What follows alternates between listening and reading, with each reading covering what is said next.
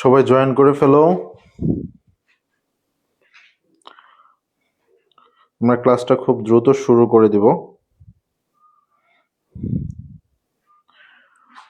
অর্থনীতি অনার্স প্রথম বর্ষের 2024-25 সেশন যারা নতুন সিলেবাসে আছো তাদের জন্য আজকের এই ফ্রি ক্লাসটি। সবাই ক্লাসে জয়েন করে ফেলো।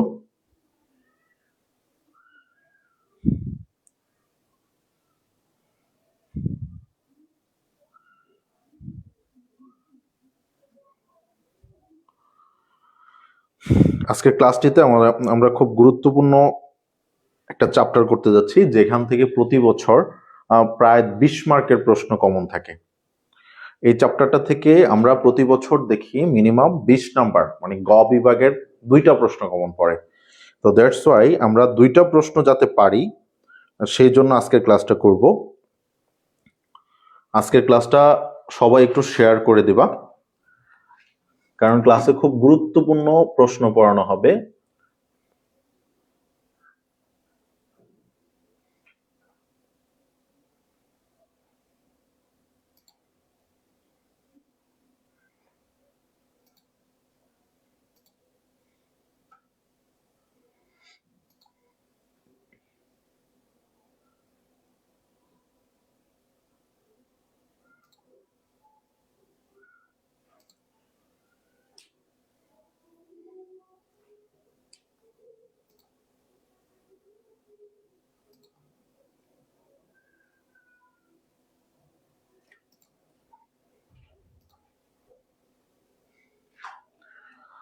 ওকে, সবাই জয়েন করে একটু ডান লিখে দিবা, কারণ সাউন্ড এন্ড এভরিথিং ক্লিয়ার আছে কিনা একটু ডান লিখে দাও। আচ্ছা, তোমরা যারা প্রথম বর্ষের আছো তাদের সকল ধরনের আপডেট, পেজের সকল কিছু আপডেট পাওয়ার জন্য আমাদের এই পোস্টের বা এই লাইভ ক্লাসের প্রথম কমেন্টে দেখো, এখানে ইউটিউব চ্যানেলের লিংক, মেসেঞ্জার গ্রুপ লিংক এবং ফেসবুক গ্রুপ লিংক সবকিছু দেওয়া আছে। তোমার যেটাতে প্রয়োজন তুমি সেটাতে কানেক্ট হয়ে যেতে পারো। ওকে, আচ্ছা, তাহলে আমরা ক্লাসটা মোটামুটি শুরু করতে পারি। সবাই একটু ডান লিখে দাও এবং ক্লাসটা শেয়ার করে দাও, একটু বেশি বেশি শেয়ার করে দাও।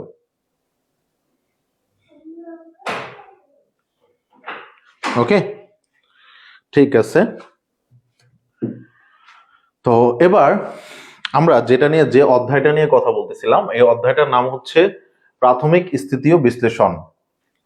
তো প্রাথমিক স্থিতীয় বিশ্লেষণের মধ্যে আমরা যেই অঙ্কগুলো আমাদের আসে এই অনুযায়ী আমি চ্যাপ্টারটাকে 3টা ভাগে ভাগ করতে পারি।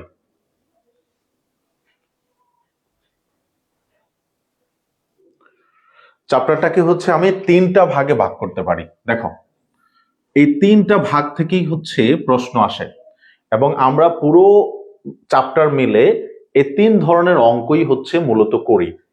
একটা আংশিক বাজার ভারসাম্য, এইখান থেকে, আর এটা সামগ্রিক বাজার ভারসাম্য, আর এটা জাতীয় আয় মডেল থেকে বা জাতীয় আয় সংক্রান্ত, জাতীয় আয়। ওকে, এই 3 ধরনের জায়গা থেকে আমরা অঙ্কগুলো করে থাকি। তা এর মধ্যে আংশিক বাজার ভারসাম্য কি, শুধুমাত্র একটা প্রোডাক্ট নিয়ে, একটি পণ্যের বাজার, যেখানে ধরো যে শুধুমাত্র কিউডি ইকুয়াল টু এবং কিউএস ইকুয়াল টু, যেমন 20 - 2p, আর এটা ধরো যে 4 + 10p, এই ধরনের একটা প্রশ্ন থাকে এবং এখানে দামও থাকবে একটাই দাম থাকবে, অর্থাৎ একটা চলক নিয়ে যে কাজ করে, একটা পণ্য নিয়ে যে কাজ করে। আর এটাতে কয়েকটা চলক নিয়ে যে কাজ করে, সেখানে যেমন Q1 equal to P1 plus P2 A plus 40, এই ধরনের কয়েকটা চলক থাকতে পারে। আরেকটা জাতীয় আয়, যেমন Y equal to C plus I plus G plus X minus M, এই ধরনের যেই সূত্রগুলো আছে, যেমন C equal to 50 plus 0.5Y, I equal to ধরো যে 500, জি ইকুয়াল টু ধরো যে 250, এই ধরনের যে এলিমেন্টস গুলো দেওয়া থাকবে এই জায়গা থেকে হচ্ছে আমাদের প্রশ্ন আসে। ঠিক আছে, তো এখান থেকে আমরা হুবহু অঙ্ক কমন পাবো না, এটা তোমাকে মাথায় সেট করতে হবে যে আমি এইখান থেকে হুবহু অঙ্ক পাবো না, আমাকে শুধুমাত্র হচ্ছে নিয়ম জানতে হবে, আমাকে শুধুমাত্র নিয়ম জানতে হবে। তো আজকে ক্লাসে আমরা হচ্ছে শুধু আংশিক বাজার ভারসাম্যটা নিয়ে আলোচনা করব এবং পরপর 3টা ক্লাসে আমরা চেষ্টা করব 3টা পার্ট নিয়ে আলোচনা করার জন্য। তো এই চ্যাপ্টারটা পড়ার জন্য তুমি যদি 3টা ক্লাস করো আমার, তাহলে 3টা ক্লাসই তোমার এই চ্যাপ্টারটা পুরো কভার হয়ে যাবে এবং এই চ্যাপ্টারটা এতটাই সহজ এবং এতটাই স্ট্রাকচারাল, এটার থেকে 20 নাম্বার কমন আসে, 20 মার্কস। খুব সহজ একটা চ্যাপ্টার এবং 20 মার্ক কমন পাওয়া যায়। তো এখন আমরা আংশিক বাজার ভারসাম্য থেকে কেমন ধরনের প্রশ্ন আসতে পারে এবং সেগুলো আমরা কিভাবে সমাধান করতে পারি সেটা নিয়ে আলোচনা করব। সবাই যদি ক্লাসে যারা আসো তারা একটু ডান লিখে দাও, সবকিছু ঠিকঠাক থাকলে সবাই একটু ডান লিখে দাও, ওকে? এবং সবাই একটু ক্লাসটা শেয়ার করে দিবা, তোমাদের বিভিন্ন গ্রুপগুলোতে হচ্ছে ক্লাসটা একটু শেয়ার করে দাও।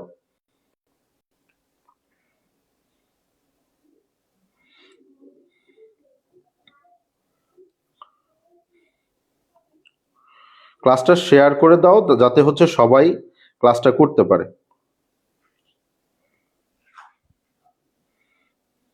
ওকে, ডান। আচ্ছা, এবার আমরা দেখব হচ্ছে 2021 সালের একটা প্রশ্ন আসছিল আংশিক বাজার ভারসাম্য থেকে। আংশিক বাজার ভারসাম্য থেকে 2021 সালে একটা প্রশ্ন আসছে, খুবই রিসেন্টলি একটা প্রশ্ন আসছে জাতীয় বিশ্ববিদ্যালয়ে 2021 সালে একটা প্রশ্ন আসছে। প্রশ্নটা খুবই গুরুত্বপূর্ণ, তো আমরা প্রশ্নটা আগে তুলে নেই তারপরে হচ্ছে আলোচনা করি। ওকে, তাহলে এখান থেকে প্রশ্নটা হলো যে কিউডি দেওয়া আছে চাহিদা কিউডি ইকুয়াল টু 16 - 2p এবং যোগান অপেক্ষক -4 QS ইকুয়াল টু হচ্ছে -4 + 3p। এখান থেকে পরীক্ষায় প্রশ্ন করছে যে ভারসাম্য দাম ও পরিমাণ নির্ণয় করো, ভারসাম্য দাম ও পরিমাণ নির্ণয় করো। প্রশ্নটা হচ্ছে এটা, এই ধরনের প্রশ্ন পরীক্ষায় আসে, যদিও খুব সহজ, পরীক্ষায় আসে, পরীক্ষায় 4 নম্বরের জন্য আসতে পারে এই ধরনের প্রশ্ন, বেশিরভাগ ক্ষেত্রেই 4 নম্বরের জন্য আসে। তো দ্যাটস ওয়াই আমরা এই ধরনের প্রশ্নও পড়ব। একেবারে সহজ, যদি কেউ বেস্টিকে এই ধরনের প্রশ্ন পড়ে থাকো তার জন্য অনেক বেশি সহজ, কারণ বেস্টিকেও আমরা এই ম্যাথগুলো করে থাকি, বেস্টিকেও অনেক সময় এই ম্যাথগুলো আসে। তো দ্যাটস ওয়াই এটা আমাদের এক জায়গায় করলে 2 জায়গায় ঠিক হয়ে যাবে বা 2 জায়গায় হচ্ছে আমরা পারবো। তো এখানে আমাদের শুরুটা কিভাবে করতে হবে, আমরা জানি হচ্ছে ভারসাম্য দাম ও পরিমাণ নির্ণয় করতে গেলে এই ধরনের বাজারে যেখানে চাহিদা এবং যোগান বিদ্যমান, চাহিদা এবং যোগান বিদ্যমান, অপেক্ষক বিদ্যমান, সেখানে আমরা কি লিখব, আমরা জানি ভারসাম্য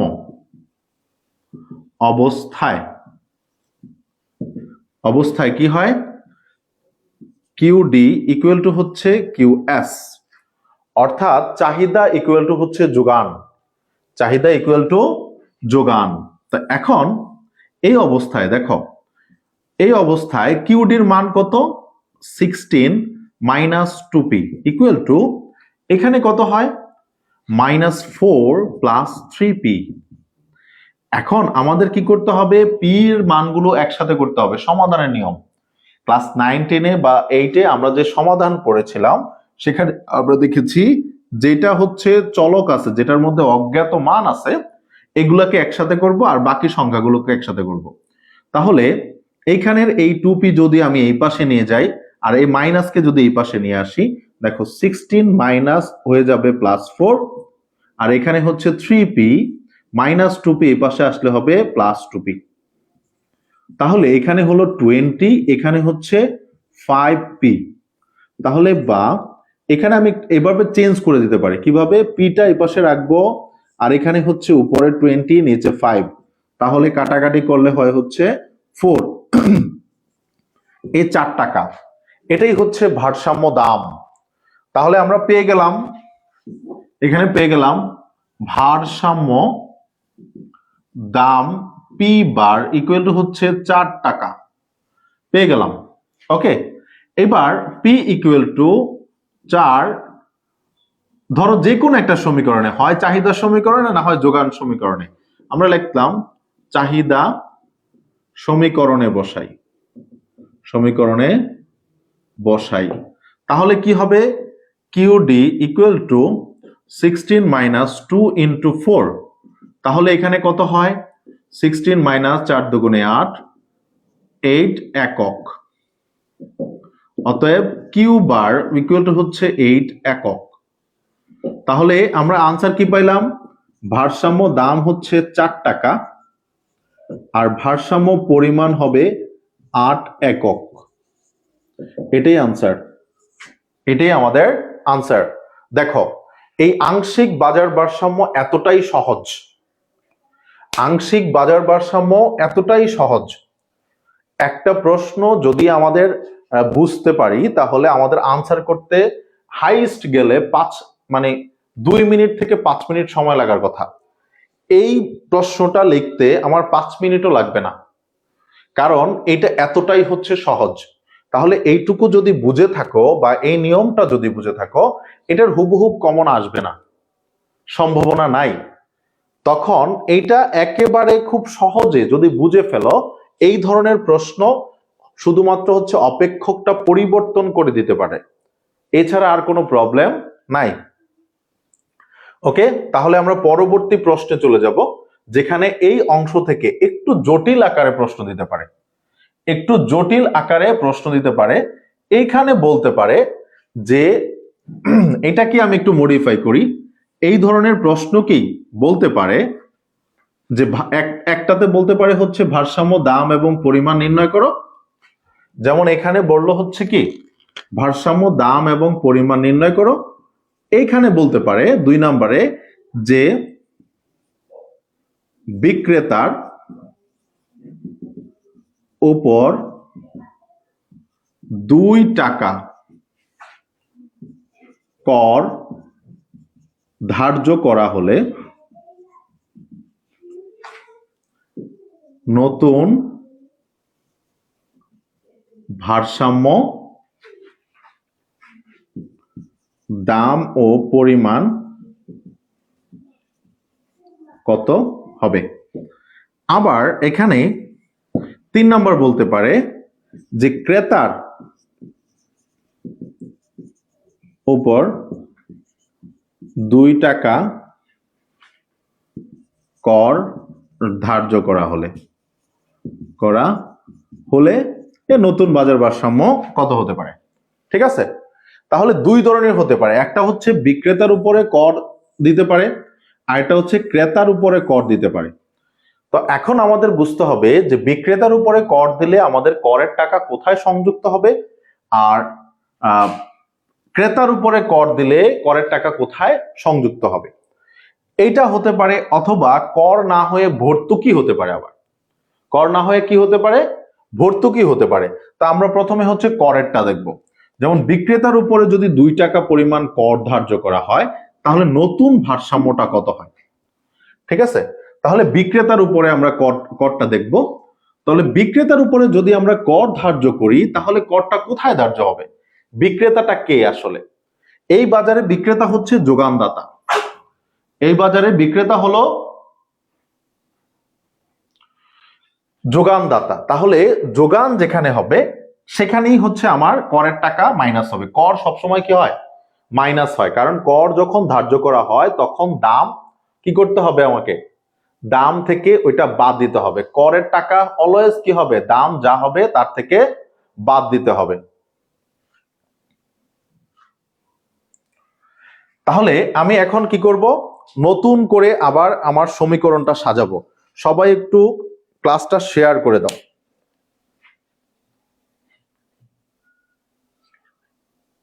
করছি আমি।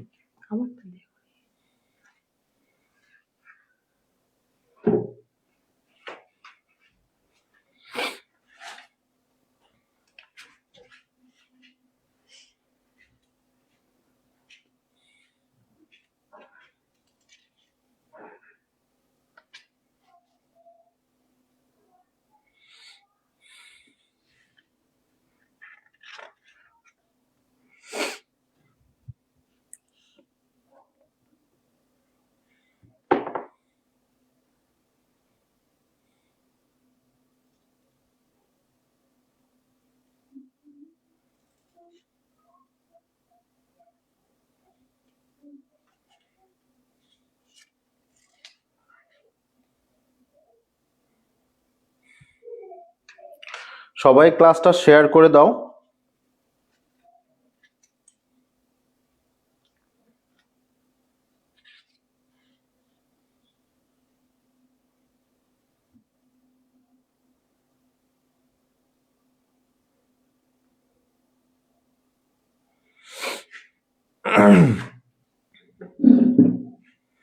দেখো এখন আমরা কি করব, এখানে বিক্রেতার উপরে 2 টাকা করে কর ধার্য করব।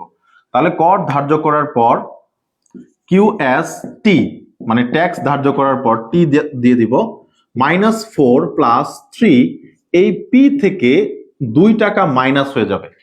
কর ধার্য করলে অলওয়েজ মাইনাস হয়, আমরা একটু মনে রাখবো। কর ধার্য করা হলে দাম মাইনাস কর হয়। দাম মাইনাস কি হয়, কর, অর্থাৎ p minus tax, p minus tax, p minus tax টি। এখন এই অবস্থায় আমরা এটাকে আবার নতুন করে সাজাইতে হবে। -4 + 3p -3 দুগুণে 6। এখন এই -6 আর 4 কত হয়, -10 প্লাস হচ্ছে 3p। এটাই হচ্ছে আমাদের নতুন যোগান। তো এই অবস্থায় এখন আমরা নতুন ভারসাম্য, তাহলে আমরা জানি এবার হচ্ছে 2 টাকা কর ধার্য করার পর ভারসাম্য, তাহলে এই অবস্থায় আমরা কি করব, আবার সেম অবস্থায় কিউডি ইকুয়াল টু হচ্ছে কিউএস, এই টি এরটা পরে যখন আমরা হচ্ছে কি করেছি, ট্যাক্স ধার্য করেছি। এখন নতুন করে কত হবে, 16 - 2p ইকুয়াল টু এই যে নতুন যেটা হয়েছে এই সমীকরণটা বসাবো। সমীকরণটা কত হয়, -10 + 3p, -10 + 3p। এবার এখানে কত হবে, আবার সিমিলার নিয়মে আমরা 2 টাকে ওই পাশে নিয়ে যাব, 10 টাকে এই পাশে নিয়ে আসবো, -6 + 10 আর 3p + 2p। এখানে কত হয় 26, এখানে হয় হচ্ছে আমার 5p। তাহলে দেখো এখানে 26 কে আমি 5 দিয়ে ভাগ করলে পি এর মানটা কত আসে, 5 × 5 = 25 আর হচ্ছে তাহলে 5.2 আসে, 5.2। এটাই হচ্ছে আমার ভারসাম্য দাম, পি ভার হচ্ছে 5.2 টাকা। দেখো আগেরটার দাম ছিল কত, 4 টাকা, আগেরটার দাম ছিল কত, 4 টাকা, এখন হয়ে গেছে 5.2 টাকা, অথবা আমি রাউন্ড ফিগার যদি বলি তাহলে 5 টাকা। ঠিক আছে, এখন এই পি এর মানটা আমি যে কোনো একটা সমীকরণে যদি বসায় দেই তাহলে হয়ে যাবে হচ্ছে আমার পরিমাণ, নতুন পরিমাণ। অবশ্যই দাম যেহেতু বেড়েছে নতুন পরিমাণটা অবশ্যই কমবে, নতুন পরিমাণটা কি হবে, অবশ্যই কমে যাবে। তাহলে এই অবস্থাটাকে আমরা বলি হচ্ছে আংশিক বাজার ভারসাম্য, এটাকে বলি হচ্ছে কি আংশিক বাজার ভারসাম্য। তাহলে আমি আরেকটা বোর্ডের প্রশ্ন করব যেখানে আমরা আরো ভ্যারাইটি পাবো। ঠিক আছে, তাহলে এটা আশা করি আমরা সবাই বুঝতে পেরেছি।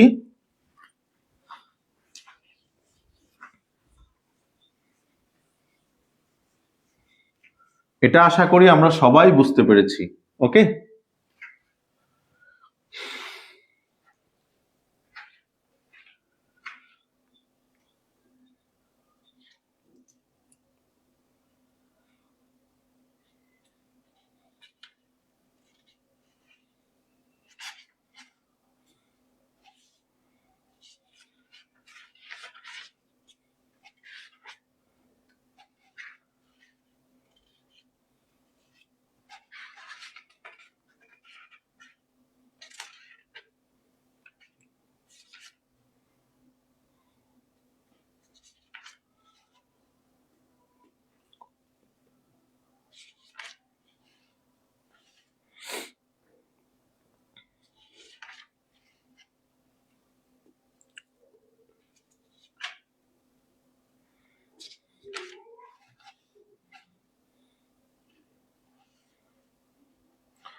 ওকে, এটা হচ্ছে ঢাকা বিশ্ববিদ্যালয়ের আন্ডারে যে 7 কলেজ আছে সেই 7 কলেজে এই প্রশ্নটা আসছে।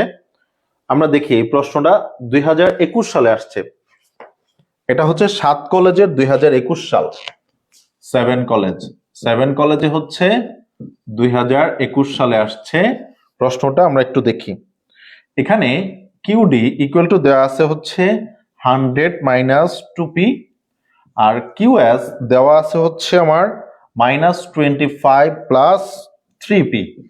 এই হচ্ছে চাহিদা এবং যোগান এর সমীকরণ। এখান থেকে আমাকে কয়েকটা প্রশ্ন আনসার করতে হবে। 1 নম্বর হলো ভারসাম্য দাম ও পরিমাণ নির্ণয় করো। ভারসাম্য দাম ও পরিমাণ নির্ণয় করো।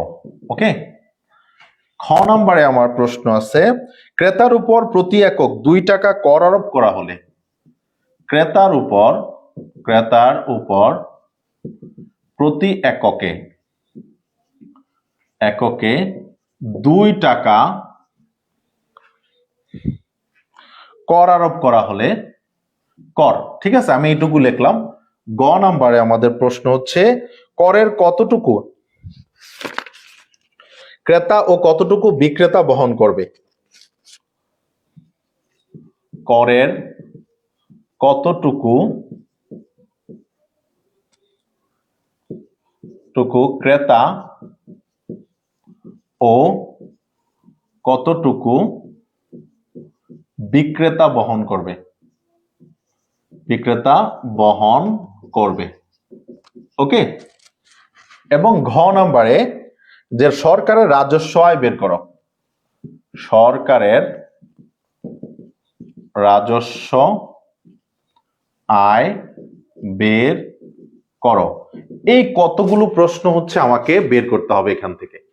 এই দুইটা সমীকরণ থেকে আমাকে প্রত্যেকটা প্রশ্নের আনসার বের করতে হবে।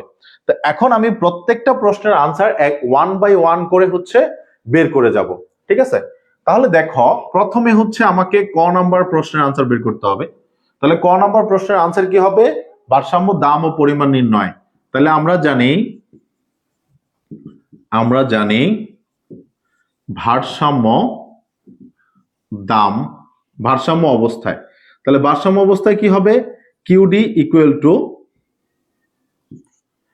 টু হচ্ছে কিউএস। তাহলে এখানে 100 মাইনাস 2p ইকুয়াল টু হচ্ছে -25 প্লাস হচ্ছে 3p। তাহলে আবার সিমিলার, এখানে যদি 100 প্লাস 25 করি তাহলে 3p প্লাস 2p, এখানে টোটাল হয় হচ্ছে 125, এখানে হচ্ছে 5p। এখানে যদি আমি এটা চেঞ্জ করে দেই তাহলে 125 বাই হচ্ছে 5 ইকুয়াল টু হচ্ছে p। তাহলে 5 25 125, অতএব p প্রাইম ইকুয়াল টু হচ্ছে 25 টাকা। এটাই হচ্ছে আমার ভারসাম্য দাম। এটাই হলো আমার কি ভারসাম্য দাম। এবার এই p ইকুয়াল টু 25 চাহিদা সমীকরণে বসাই। তাহলে কি হবে? the QD equal to 100 minus 2 into 25। তাহলে আমার 100 minus 50 তাহলে রয়ে গেল 50 একক। এখন আমি বলতে পারি ভারসাম্য দাম হচ্ছে আমার 5 টাকা, 25 টাকা, সরি 25 টাকা, আর আমার ভারসাম্য পরিমাণ হলো 50 একক। এই হচ্ছে আমার আনসার, প্রথম টুকুর আনসার। এটাই হচ্ছে আমার প্রথম কয়ের আনসার। প্রথম কয়ের আনসারটা যদি আমরা বুঝে থাকি তাহলে ডান লিখে দিব।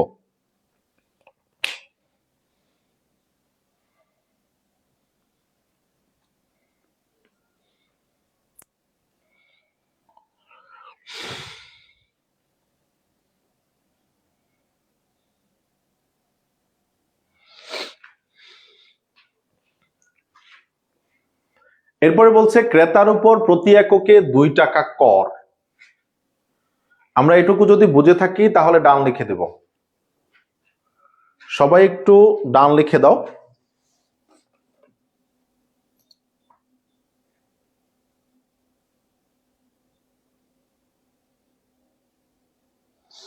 এবং সবাই একটু ক্লাসটা শেয়ার করে দাও। থ্যাংক ইউ মাহমুদ হাসান, ক্লাসটা শেয়ার করার জন্য অসংখ্য ধন্যবাদ। এবং কে কোথা থেকে ক্লাসটা দেখতেছি আমরা একটু কাইন্ডলি সবাই কমেন্টে জানাই। দেখি আমার সাথে কে কোথা থেকে যুক্ত আছো।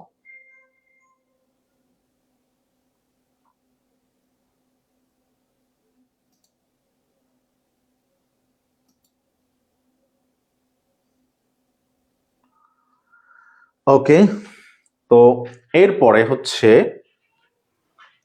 আমরা সেকেন্ড খ নম্বর প্রশ্নে চলে যাব। এটা ছিল ক নম্বর প্রশ্ন। ক নম্বর প্রশ্নে আমাদের ভারসাম্য দাম ছিল 25 টাকা এবং ভারসাম্য পরিমাণ ছিল আমাদের 50 একক।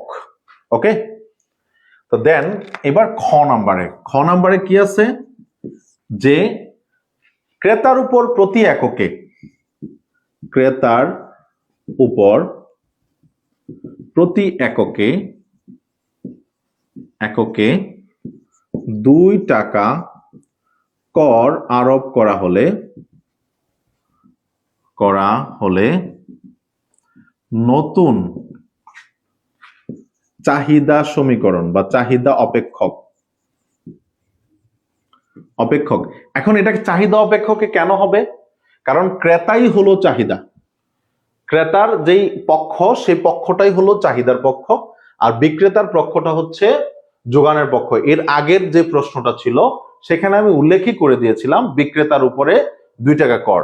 এখন বলেছে ক্রেতার উপর 2 টাকা কর, দ্যাটস ওয়াই আমি এখন এইটার সাথে করটা যোগ করব। আর ক্রেতার সাথে যখন কর সংযুক্ত হয় তখন আর মাইনাস হয় না, তখন হয় যোগ। তাহলে আমরা একটু পাশে নোট করে রাখবো, এই লেখাটা একটু নোট করে রাখবো যে ক্রেতার উপর কর ধার্য। ক্রেতার উপরে যদি কর ধার্য হয় তাহলে পি প্লাস টি হয়। তাহলে কি হবে? পি প্লাস টি। এটা একটু নোট করে রাখবো আমরা, ঠিক আছে? তো এবার আমরা নতুন চাহিদা সমীকরণটা বানাই কিভাবে? 100 প্লাস মাইনাস 2p প্লাস কত? 2। এখন এটাকে যদি আমরা মাইনাস 2p, এরপরে মাইনাসে মাইনাসে কি হয়ে যাবে? প্লাসে মাইনাসে মাইনাস, 2 দুগুণে 4। 100 থেকে যদি আমরা 4 বিয়োগ করি তাহলে হয় 96 মাইনাস 2p। এটাই আমাদের নতুন চাহিদা সমীকরণ। এটা হবে কি? নতুন চাহিদা সমীকরণ। এখন আমরা ভারসাম্য বের করব। তাহলে এই অবস্থায় এখন কি করব? ভারসাম্য। তাহলে কিউ এই পাশে লিখি আমি। ভারসাম্য কিউ ডি টি এরটা ইকুয়াল টু কিউ এস।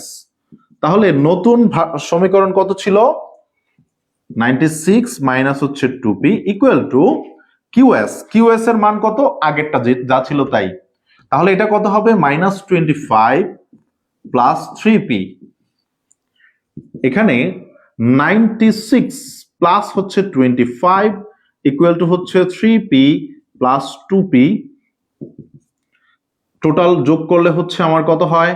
11, 11 আর 20 হচ্ছে আমার 96, 100, 101, 101 আর 20 হচ্ছে কত? এখানে হবে হচ্ছে 121, 121 হয়, রাইট? ওকে, হ্যাঁ। তাহলে হচ্ছে 5p। তাহলে আমরা 121কে যদি 5 দিয়ে ভাগ করি তাহলে কত পাবো? 121কে যদি আমি 5 দিয়ে ভাগ করি তাহলে 5, 20, 100, 5, 20, 100, 5, 21, 5, 22, 100, 4, 5, 20, 9। ওকে, 121 ভাগ হচ্ছে 5, তাহলে 5 দুগুণে 10, 2 21, তাহলে 4, 5, 20, 1, তাহলে 0.02। আচ্ছা, এখানে হবে হচ্ছে কত? 24.2। তাহলে ভারসাম্য দাম কত? পি বার ইকুয়াল টু 24.2 টাকা। তাহলে আমার দাম কি হয়ে গেছে? কমে গেছে। ভারসাম্য দাম কি হয়ে গেছে? কমে গেছে। আগে ছিল 25 টাকা, আগে ছিল 25 টাকা, এখন হয়ে গেছে 24.2 টাকা। তো এবার আমরা ভারসাম্য পরিমাণ বের করব। পরিমাণ বের করার জন্য আর কিছুই করা লাগবে না, শুধুমাত্র এখানে চাহিদার মধ্যে অথবা যোগানের মধ্যে যদি আমি বসাই দেই, চাহিদা কোনটা এইটার মধ্যে বসাইতে হবে, চাহিদা কোনটা এটার মধ্যে বসাইতে হবে, অথবা আমি যোগানের মধ্যে বসাই দিলে আমার কি বের হয়ে যাবে? ভারসাম্য পরিমাণ বের হয়ে যাবে। তাহলে আমি আর বাকি অংশটুকু করলাম না, তোমরা হচ্ছে এটা করে নিবা। ওকে, তাহলে এই গেল হচ্ছে আমাদের করের পরে হচ্ছে ভারসাম্য দাম ও পরিমাণ কত হবে। করের পরে ভারসাম্য দাম এবং পরিমাণ কত হয়? পরিমাণটা হয় হচ্ছে 47.6। দামও কমে যায়, পরিমাণও কমে যায়। কর আরোপ করার ফলে দামও কমে, পরিমাণও কমে। ওকে, এরপরে বলছে করের কতটুকু ক্রেতা ও কতটুকু বিক্রেতা বহন করবে। তাহলে আমরা কিভাবে বের করতে পারি করের কতটুকু ক্রেতা করবে আর কতটুকু বিক্রেতা করবে?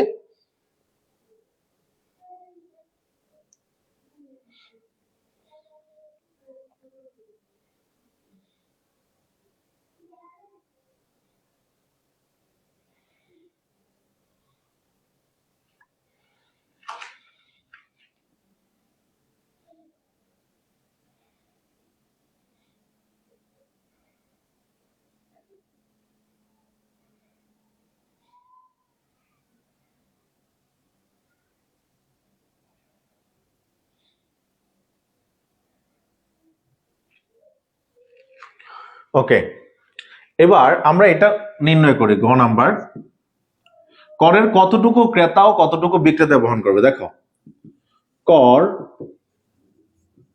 আরোপের পর বিক্রেতা ও ক্রেতা বহন করে, পর ক্রেতা দাম বহন করে, করে কত? ভারসাম্য দাম ছিল কত? 24.2 প্লাস হচ্ছে 2, তাহলে আমার কত হয় টোটাল? 26.2 টাকা। কত টাকা? 26.2 টাকা। এবং করের পূর্বে দাম দিত 25 টাকা, কারণ আগে ছিল কত টাকা? 25 টাকা। কর ধার্যর পূর্বে 25 টাকা ছিল। তাহলে এখন কর হইয়া তার হয়ে গেছে দাম কত হয়ে গেছে? 26.2 টাকা। আগে দিতে হচ্ছে কত? 25 টাকা। অতএব ক্রেতা বহন করে কত? 26.2 মাইনাস হচ্ছে 25 ইকুয়াল হচ্ছে 1.2। এই 1.2 টাকাই হচ্ছে সে কি করে? ক্রেতা বহন করে। এই ক্রেতা 2 টাকার মধ্যে 1.2 টাকা সে বহন করে। অতএব বিক্রেতা বহন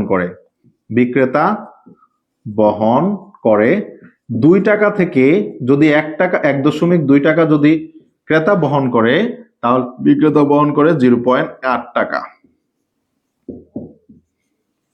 এই হচ্ছে আমার গ নাম্বারের অ্যান্সার। ক্রেতা বহন করে হচ্ছে 1.2 টাকা আর বিক্রেতা বহন করে হচ্ছে 0.8 টাকা। ওকে, এই হচ্ছে আমার গ এর প্রশ্ন। আর ঘ হচ্ছে করের রাজস্ব আয় বের করো। সরকারের রাজস্ব আয়, সরকার কত টাকা পায়, সরকার রাজস্ব আয় কত পায় এটা বের করতে বলছে।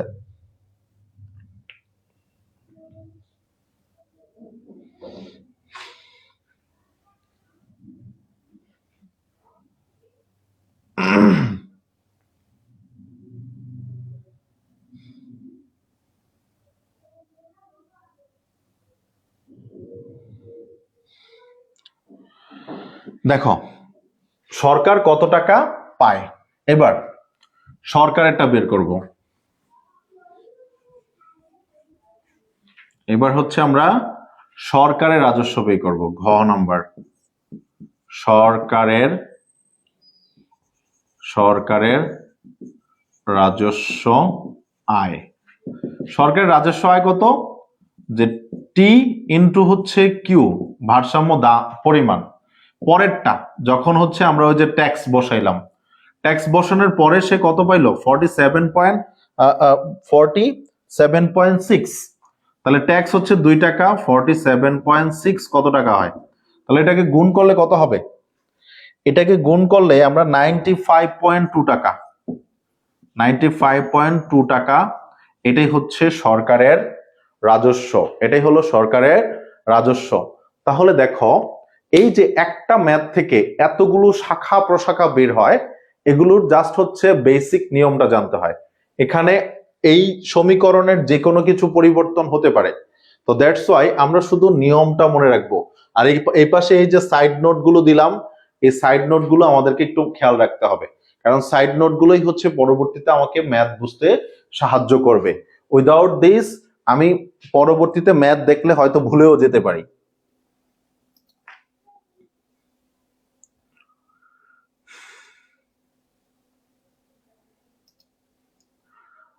পরবর্তীতে ম্যাথ দেখলে হয়তো আমি আবার কি করতে পারি, ভুলেও যেতে পারি যে আমি ম্যাথ কিভাবে করেছিলাম, যে এখানে প্লাস কেন হলো মাইনাস কেন হলো, এগুলো খেয়াল রাখার জন্যই হচ্ছে আমরা এই ধরনের ট্রিক্স গুলো অবলম্বন করব।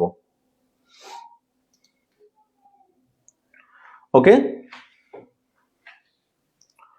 আচ্ছা এই গেল হচ্ছে আমাদের আরেকটা ম্যাথ, যেটা আরেকটা বোর্ডে আসছিল, ঢাকা 7 কলেজের আন্ডারে যেই বোর্ডটা ছিল, এটা আংশিক ভারসাম্যর মধ্যে এই ধরনের প্রশ্নগুলোই সবচেয়ে বেশি আসে।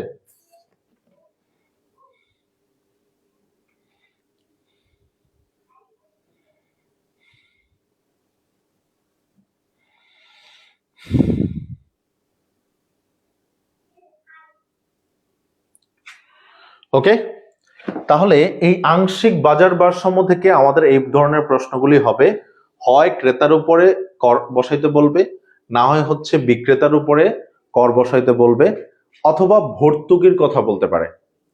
ভর্তুকি দিলে অবশ্যই অবশ্যই ক্রেতার দিক থেকে মাইনাস হবে, ভর্তুকি দিলে ক্রেতার দিক থেকে মাইনাস হবে, কারণ দাম কমবে, ভর্তুকি দিলে দাম কমে, আর বিক্রেতার ক্ষেত্রে প্লাস হবে। ঠিক আছে, এগুলো একটু আমরা দেখে শুনে অঙ্কটা করব, তাহলেই হয়ে যাবে। তাহলে আজকে আমরা আংশিক বাজার ভারসাম্যটা শিখলাম। তা আংশিক বাজার ভারসাম্য থেকে পরীক্ষায় প্রশ্ন আসতে দেখা যায়, যদিও এটার থেকে একটু কম আসে, কিন্তু সামগ্রিক বাজার ভারসাম্য থেকে সবচাইতে প্রশ্ন বেশি আসে। সামগ্রিক যে বাজার ভারসাম্য আছে ওটা থেকে প্রশ্ন সবচাইতে বেশি আসে। এখন আসো, গতকালকে হচ্ছে অনার্স প্রথম বর্ষের রেজাল্ট দিয়েছিল, তো রেজাল্টে অনেকেরই হচ্ছে অনেক ধরনের মন খারাপ ছিল, অথবা কেউ আশানুরূপ রেজাল্ট করেনি, অথবা কারো হচ্ছে এফ আসছে, কারোর হচ্ছে 2টা আসছে এফ, কারো একটা আসছে, অথবা কেউ আশানুরূপ সি পেয়েছেন, ডি পেয়েছে। এই অবস্থাগুলোকে তোমরা যদি সার্বিকভাবে চিন্তা করো, তাহলে যারা কনফিডেন্ট আছো যে আমি কনফিডেন্ট, আমি এখান থেকে রেজাল্ট ভালো করার মানে ওয়ে আমার আছে এবং আমি ভালো লিখে আসছি, তারা হচ্ছে বোর্ড চ্যালেঞ্জ করতে পারো। বোর্ডে গিয়ে হচ্ছে তোমরা কি করবা, নতুন করে খাতা আবার রি এক্সামিন করার জন্য বা রিচেক করার জন্য একটা আবেদন করবা। এটার ফি মেবি খুব বেশি না, একটায় মনে হয় 1200 না সামথিং আমি দেখেছিলাম।